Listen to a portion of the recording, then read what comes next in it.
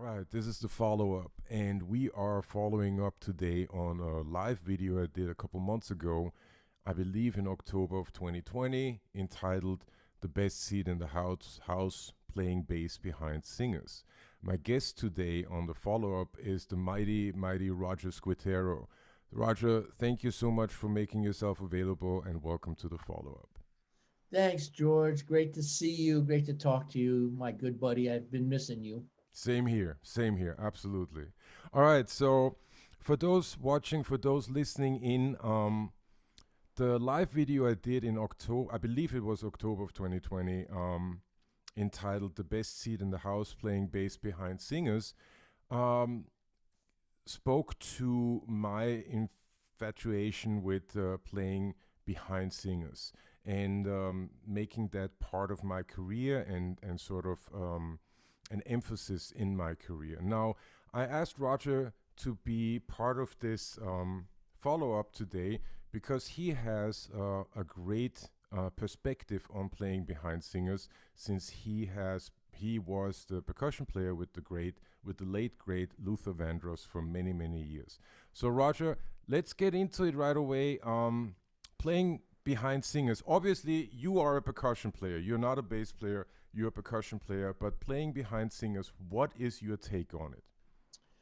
Well, I think the great thing about playing behind singers for any musician is that it really forces you to see the big picture Mm, of of the music being presented to the audience, right, because it's all about the supportive role. right, It's so obviously the singer is the star, and their voice is, when I would work with someone like Luther, people are there to hear Luther. right, They're, they um the band's role was to be the best music that we could present for Luther to do his thing. right, And people are there to see Luther. They know they're going to hear a great band. They're not thinking I just, got tickets to see Luther Vandross. I can't wait to see the band. They're right, going to see the Luther. right, And so for the big picture from the perspective of the musician is to realize that to begin with. You're a supporting role for an artist to present their artistry, and they have an audience that is there because they like that artist, right, and they want to experience what that artist has to offer. Now, the other thing about that is, the human voice is so powerful that we, even as musicians, we know that it invokes way more emotional response mm, than any instrument ever could. There's just something about the human voice yeah, that grabs us. It touches our emotions. Like a great musician can do that as well, right, but um, it often has to be filtered through the brain. oh yeah, Listening to a great musician, whereas listening to a singer, it's filtered through the heart. right, You know, right, right, so right, right, yeah, so it's a great um, it's a great artistic vehicle to touch people, and right, so there you have to respect that, mm, and again be the supportive role that singer needs. The you have to lay that beautiful bed for them to oh do yeah. that. Oh yeah, yeah, yeah, yeah. There was not to cut you off, but it's funny. It's funny. It's interesting that you bring up the human voice, because in the live video, I tried to analyze, or at least give a breakdown of why it is that I like to play behind singers. And the first thing that I also uh, pointed out was I like the human voice. I like the sound of the human voice. That was the first thing. It's very interesting that you bring up the same thing. Like, there's the first thing that we as humans perhaps hear or notice is the human voice, but then perhaps even before that, the rhythm, the heartbeat. It's the rhythm, it's the heartbeat, it's the pulse. So yeah, I think that every human really can relate to that pulse, to some degree or Oh another. yeah.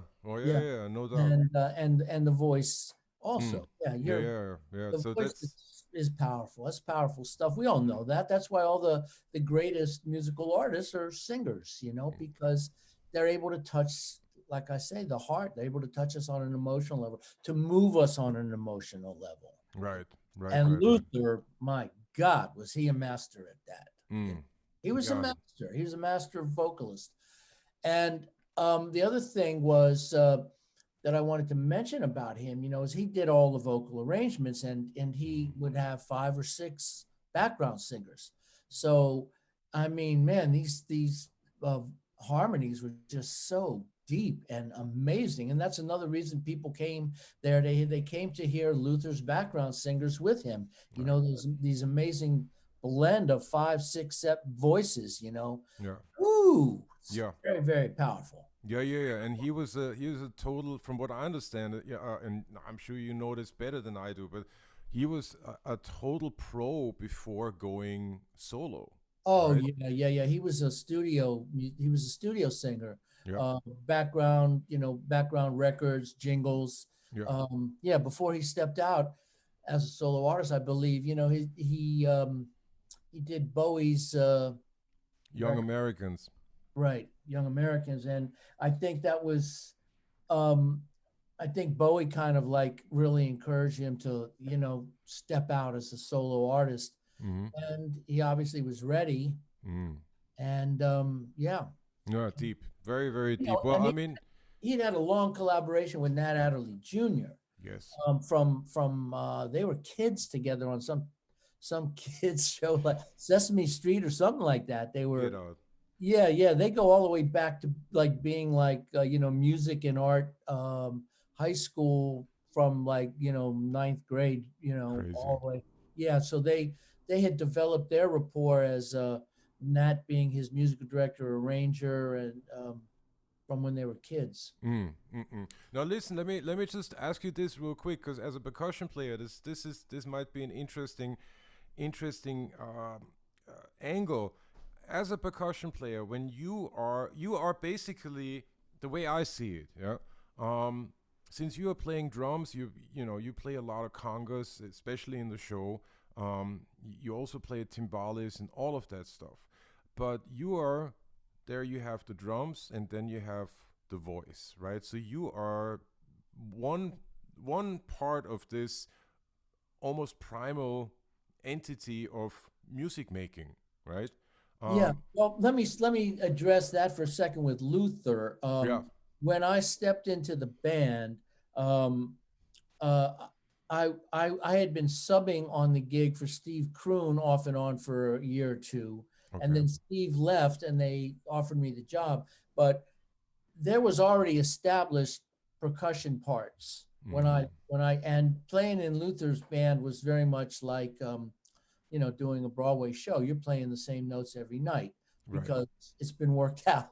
Oh yeah, yeah, yeah, yeah, yeah. Worked out. So and Nat Adderley did most of the arranging, the drum percussion arranging. And the thing I loved about Nat is his use of space. And especially like when he would arrange the drums, he would have the percussion parts in mind, you know, Mm, somewhat. So he created a lot of space in the drum kit and very specific percussion parts. Everything was very specific. There yeah, was no improvising yeah, with Luther. It was like doing a Broadway show. So I right. came in and I learned the parts. And then during the course of my time with him, there was new music added, a new album, 2 new albums added during that time. So I got to somewhat have some input in some of the new music in Mm, terms of my percussion parts. mm. As long as they were approved by Nat and approved by Luther. Yeah, of course, Luther's of course. very, very, very, very much hands-on in every aspect of the music. Yeah, yeah, yeah. I've seen the footage of him. I believe with Nat Adderley and with Marcus Miller at the piano, and just going over arrangements, but finding particular notes to sing, finding particular notes that he wanted to have in the accompaniment, right? Um, Coming back to playing behind singers, of course, I totally understand that we're using Luther as sort of an example for that, but generally speaking, in your opinion, is there a difference between playing behind singers and playing behind instrumentalists, or Oh, is it is absolutely, absolutely, absolutely. okay? Usually when you're playing behind an instrumentalist, at least in my world, Yeah, usually playing behind an instrumentalist is a somewhat jammy situation. right, There is usually solos. right. I play in another bass player, John Lee's Dizzy Gillespie Afro-Cuban experience. Oh yeah, And you know that's a that's a instrumental band.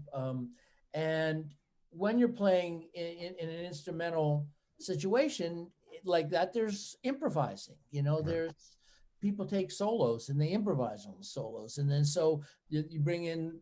That's where I think like maybe you can shine as a player, Hmm. yourself by what you choose to bring to the table. But Right. my one of my first big gigs was with Angela Bofield, Okay. and I toured with her, and Angie's was, she was really wanted you to be able to, as a player in her band, to step out. She would always have a moment for you, and she liked improvisation, and she herself was, she was an amazing musician, Mm. great piano player and writer. So it really differs, but that was in the beginning for me, the beginning of my career, and I had to learn a lot before I got to the place where I would play behind Luther Mm. and be completely satisfied to just go, you know, Yeah, yeah. and not think, oh, this is boring, Right. because when you're thinking like that, you're thinking about yourself. You're not thinking about the music. You're not thinking about the presentation to the audience. You're not thinking about the artist. So Right. it took a lot of maturity to finally understand really that Yeah, about yeah. And it's that playing that's behind. the whole idea of big picture versus small picture, I guess. What you said at the beginning, like you gotta you're learning how to be big picture musician, how to be a big picture musician, and playing parts is that big. You need to be you need to have a good bird's eye view, and an understanding of the bird's eye view in order to play parts. That's I always thought at least of that, in that way. That Yeah. makes a lot of sense to me. That's pretty deep actually. It's funny that I also, another thing that I brought up in the live video was the dynamic, basically giving up the reins of the dynamic, um, direction of the band, and that might come, more from being a bass player, because with a bass, as the bass player, you are so involved in dynamics, right? You're the one. You're if the basis of a tune goes up, everybody goes up, whether they like it or not. They can play softer; it doesn't matter. If I play loud, you know what I mean. So, in other words, if I play really loud, I'm gonna I'm gonna push We're the going with, entire. yeah, You know, right. if I play really soft, it doesn't matter how loud you are. You're not gonna have anything underneath you. So it's. I always thought that with playing behind singers, you're kind of giving up the reins to those dynamic shifts, because you have to, at the drop of a hat, have to react to the dynamics that are coming from the human voice, right? Yeah. And I was wondering, as a percussion player, is there something in terms of dynamics, in terms of giving up? Basically, I mean, I guess you could say that you already answered that by saying big picture. You got to be big picture. Yeah, But big picture. But also, every percussionist is different, right, and we all have certain things that we bring to the music. So the big picture thing is very important in terms of like what you're going to bring, right, also. But you're supposed to be, at least I am. My job is I'm supposed to be the expert when I come into a situation on what colors mm, to bring to the palette.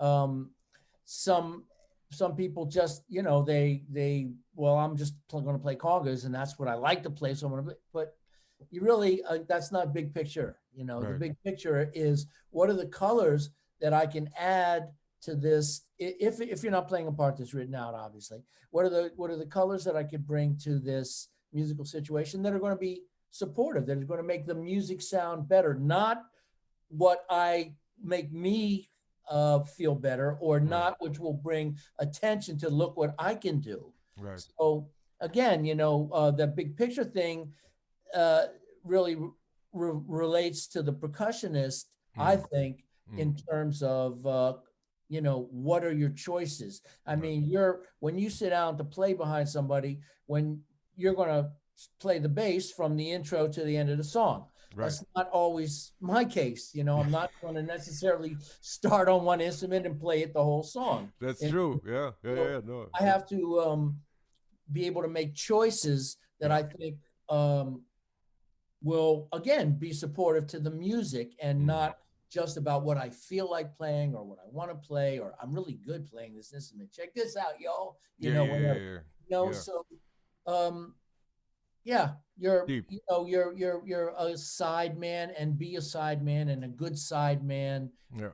his job is to fit into the big picture and support the artist that you're playing for. Right. Right. And that becomes most obvious when playing behind singers. Most Right. obvious behind Yeah, us. yeah, Yeah. yeah. That's interesting. Well, listen, Roger, I'm not gonna keep you too long. I really appreciate you giving me your insight, giving the audience your insight, and sharing your information. Now, one thing I wanted to ask you, because I know you told me this already, but of course I forgot. Your tenure with Luther Vandross was how long? Altogether 5 years. 5 years. There we go. Yeah, yeah, yeah, yeah, yeah. I just wanted to make sure that the audience also knows that, because this is not like the situation where you play, you come in, you play, 3 months or whatever, and you play a tour and then it's over. Nah, you were part of I was the part of Luther's band, organization. and Yeah, yeah, and would have continued if Luther hadn't died, yeah, obviously. yeah, Um, yeah. and or had the stroke. He had the stroke first, but Right, but right. really, I got to like really give props to Steve Kroon, who Yeah. that chair was his from the beginning, Mm. and he really developed most of the percussion parts that I ended up playing when I Wow. was there. They were developed over 20 years. Steve was had played with Luther probably about 20 years. Yeah. Wow. Wow. Wow. Well, I mean, it's also a tribute to Luther and to all of you for uh, what's the word I was looking for? I just had it on the tip of my tongue. Loyalty. Luther was very loyal. Yeah. That was a rare thing in the.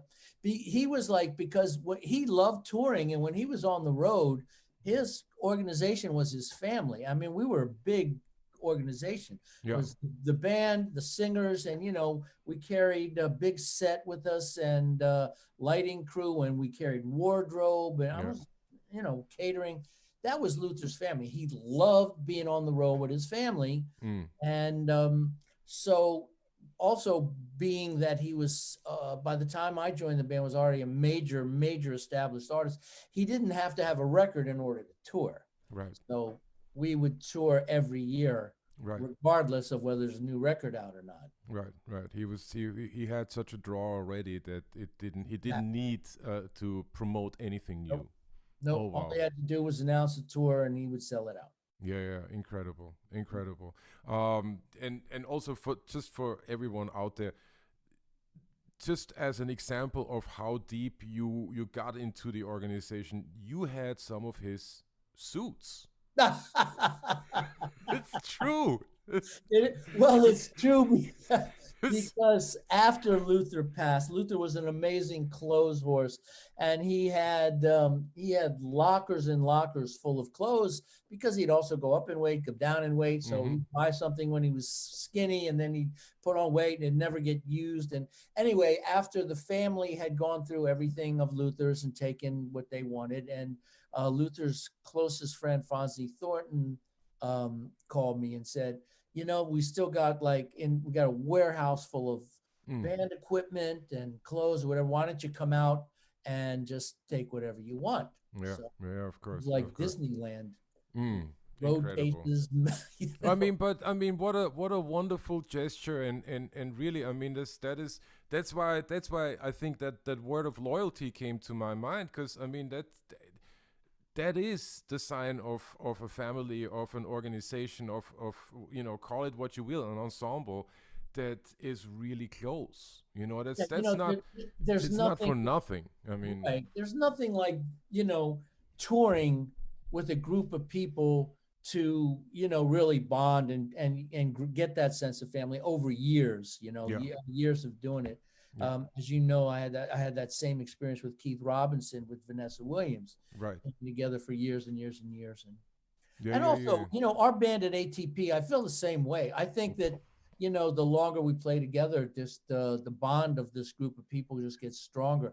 And oh yeah, it's kind of weird in this year to have been going so strongly and then had the plug pulled and we all miss playing and we miss each other. yeah, yeah, yeah, yeah, yeah, Great when we yeah. get back together. Yeah, that's a very special group of people somehow. This is managed to really wrangle like different personalities and different backgrounds and whatnot, all of that together, and make this product that speaks to people. In I mean, not for nothing. Like this music has the music that we play with ATP is there's something else going on somehow. It's not only just a bunch of songs. It's really I always say this, and sometimes I get ridiculed for it, but I believe that we musicians are manipulators of emotions and memories, Yeah. and with the Temptation stuff, it's like,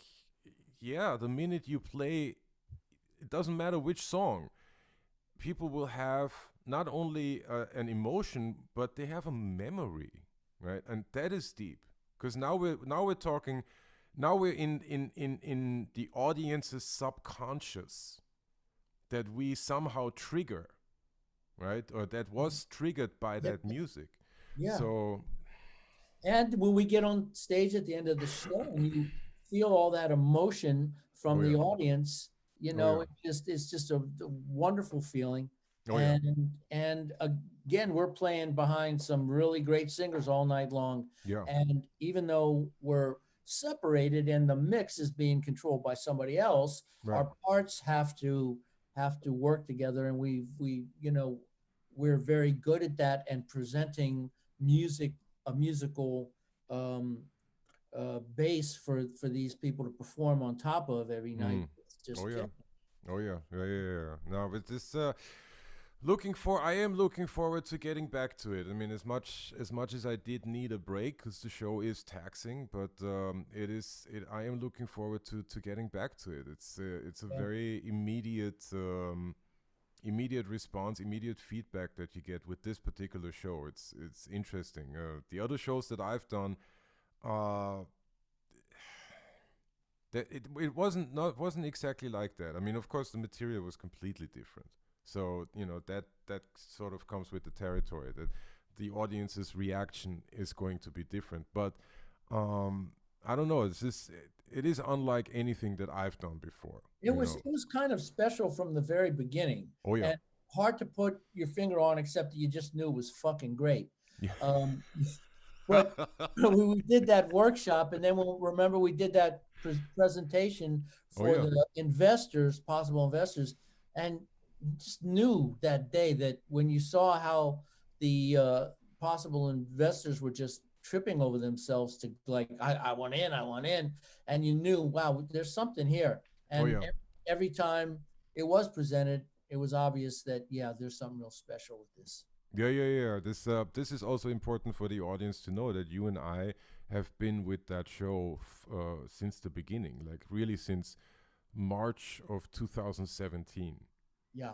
That's quite some time, that to spend with the music, and digest it, and work with it, and make it part of you, and add perhaps something to it, and find the parts, and in have the time to see. And this is kind of how it ties in with playing behind singers and with what you said. Have the time to see the bigger picture, and really understand it, because it's not always that easy it just isn't. You know, this music is a very difficult. I don't want to say it's a very difficult subject, but it's a multifaceted subject.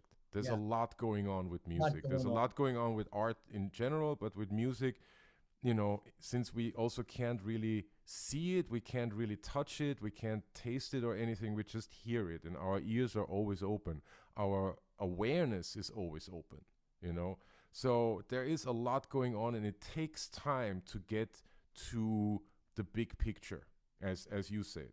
And I think that since the two of us, you know, together with Kenny and Javier and Keith and Clayton, you know, we've been doing it since the beginning. Um, I think that helped to get to that place of finding the big picture and really finding the pocket of whatever needs to be in front and whatever needs to be in the back. Right. Now, see, I was lucky enough to be in on the ground floor, so I was able to understand a lot of what was being presented on the stage Mm, when I was underneath the stage. Because a mm, lot of time Broadway musicians come in at the very end. They never even see the show. They never get a chance to. They come in, they go down in a pit, they play the music, and they go home. right. Unless they decide, well, I'm going to take a show off and watch it, which Yeah. is kind of rare for musicians. Yes. Mostly they're like, I got a gig, I'm going to make the gig. Right. But I think it's really important for the big picture, if you're a Broadway player, to know what you're playing for, to Mm, understand the presentation to the audience, that you're only a part of it right. and you're not even the biggest part. Right. So, but Right. your role is important, and it's important to understand that you are supporting a performance. Oh yeah. Yeah, most You're definitely. not the performance, you're supporting performance. Right, right, right. I always liken it to being like a small wheel in a big machine. You know, Yeah. it's this, but Yeah. that small wheel really needs to run If that wheel, extremely well. You yeah, know. if it's not happening, if that wheel breaks down, the whole machine breaks down. Yeah. And if that wheel isn't well oiled, the machine doesn't run as well. Exactly. Exactly. So Exactly. not to Well. say it's important, our parts are important, but it's a so important for musicians to over as everybody in life to overcome their egos, Oh yeah. because it's a huge barrier for getting to beyond where you really want and need to go. Right. So, you Right. know, you have to be able to move beyond your ego to be a great musician, I think. Wise words. All right. Well, listen. This is where we need to leave it. Okay, This my is friend. awesome. Well, listen, Roger, thank you so much for being part of this follow up. I truly, I'm so looking forward to sharing the stage with you again and being back at the Imperial. And yeah, let's keep our fingers crossed that you know we'll make it safe and sound and sane, because especially the sanity part right now is being severely stretched. You Wow. know, yeah, yeah. We're just, I mean, yeah, we have a saying in Vienna, and that is, you know, I back in Vienna, I used to play a lot with gypsy jazz musicians, right? Mhm. Um, concentration camp survivors, you know, Wow. people who still had the tattoo on their arm, right? Yeah. Yeah. 500 went in, 5 came out. That Yeah. those are real numbers, by the way. Yeah. This is Yeah. from one particular tribe, from one particular family. Wow. Um, and they were like, you know, when the Nazis that's what they said. You know, when the Nazis were the most dangerous, at the end. Ah, because they didn't give a fuck. They didn't give a fuck anymore, and they were just out to, you Wreak as know, much destroy. chaos, havoc, and Yeah. yeah, we got So to hold on another 2 weeks. yeah, most definitely. But for the time being, Roger Squitero, thank you so much for being here. I really appreciate your insight. I appreciate you. Take good care of yourself, and you know, fingers crossed that we'll see each other in a few months at All least. right, my friend. Love you, bro. Take All right, care. you take care.